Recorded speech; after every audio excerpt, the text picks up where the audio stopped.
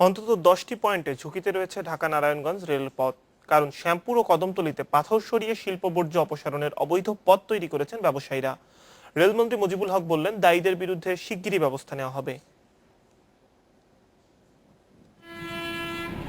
ঢাকা নারায়ণগঞ্জ রুটে প্রতিদিন 16টি ট্রেন চলে, যাতায়াত করে প্রায় লাখো যাত্রী।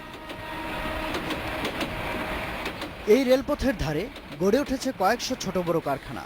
সেগুলোর তরল বর্জ্য অপসারণ করতে রেললাইনের নিচ দিয়ে তৈরি করা হয়েছে অসংখ্য নালা, যাতে রেললাইনের নিচের মাটি ও পাথর সরে অনিরাপদ হয়ে পড়ছে ট্রেন চলাচল। 13 আপনার কালবারে একটা কোনো সাপোর্ট থাকে, এটা তো আপনার সাপোর্ট নাই। আর এখন তো গরিব যারা আছে বাস্তব হাজার হাজার লোক বসবাস করে, এ গাড়ি পড়লে তো সব মানুষ মারা যাইব। মারাত্মক এই ঝুঁকি আমলেই নিচ্ছেন না কারখানা মালিকেরা। তরল বর্জ্য না নেওয়ার দোষ দেওয়া হচ্ছে ওয়াসাকে।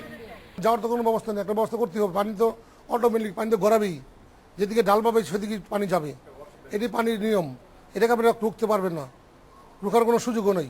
অ্যাকচুয়ালি মানব সেবা করার মতো লোক না আসা পর্যন্ত আমাদেরকে কষ্ট করতে হবে।